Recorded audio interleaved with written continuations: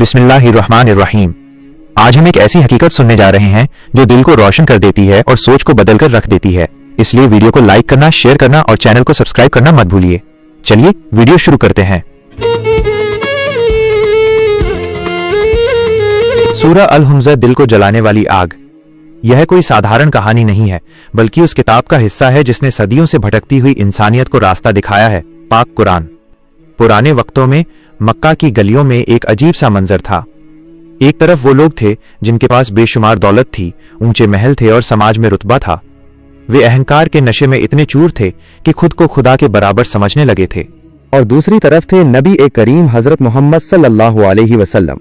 उनके पास न कोई लश्कर था, न कोई बड़ा महल, न सोने के ढेर। उनके पास थी तो सिर्फ एक चीज, सच्चाई। मक्का के बड़े सरदारों का असली मसला दीन या मजहब नहीं था, बल्कि उनका खुद का घमंड था। उन्हें डर था कि एक सादगी पसंद इंसान उनके अहंकार के बुत को तोड़ न दे। जब दिल तोड़े जाते थे, जब हजरत मोहम्मद बाजार से गुजरते तो वे घमंडी लोग तलवारें लेकर उन पर हमला नहीं करते थे, क्योंकि वे जानते थे कि तलवार का जख्म भर जाता है। वे हमला करते थे उनके दिल और रूह पर। वे लोग पीठ पीछे इशारे करते, होंठ दबाकर मजाक उड़ाते, तिरछी नजरों से ताना मारते, भीड़ में आवाजें कसते, देखो ये नबी बनने चला है, इसके पास है ही क्या। ये एक ऐसा जुल्म था जिसमें खून तो नहीं बहता था, लेकिन इंसान के आत्मसम्मान को छलनी कर दिया जाता था। हजरत मोहम्मद और ने इन सब जुल्मों को निहायत ही सब्र और खामोशी के साथ सहा। तभी आसमान से अल्लाह का पैगाम उतरा, सूरह अल-हुम्ज़ा। इसमें साफ शब्दों में चेतावनी दी गई, तबाही है हर उस शख्स के लिए जो पीठ पीछे बुराई करे और सामने ताने दे। अल्लाह ने फरमाया कि जो लोग अपनी दौलत को गिन गिन कर रखते हैं और सोचते हैं कि उनका बैंक बैलेंस उन्हें मौत से बचा लेगा, वे बहुत बड़ी गलत फहमी में हैं। उनके लिए एक ऐसी आग तैयार है जिसका नाम है हुतमा। ये कोई मामूली आग नहीं है। ये जिस्म को जलाकर खत्म नहीं करती, बल्कि ये सीधे दिल तक पहुंचती है, क्योंकि अहंकार, नफरत और लालच का जन्म उसी दिल में हुआ था।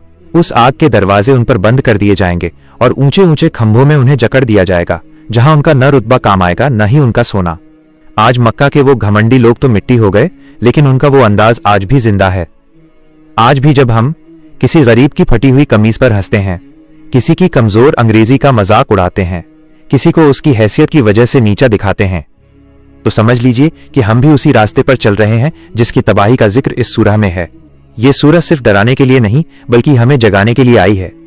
याद रखिए, कब्र में कोई वीआईपी पास नहीं होता और जहन्नम की आग बैंक बैलेंस देखकर ठंडी नहीं होती।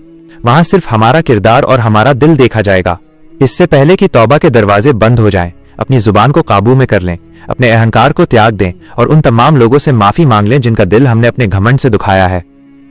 अगर आपको ये वीडियो पसंद आई हो तो इसे लाइक करें और अपने दोस्तों के साथ शेयर करना न भूलें। ऐसी ही और दिलचस्प कहानियों के लिए हमारे चैनल को सब्सक्राइब जरूर करें।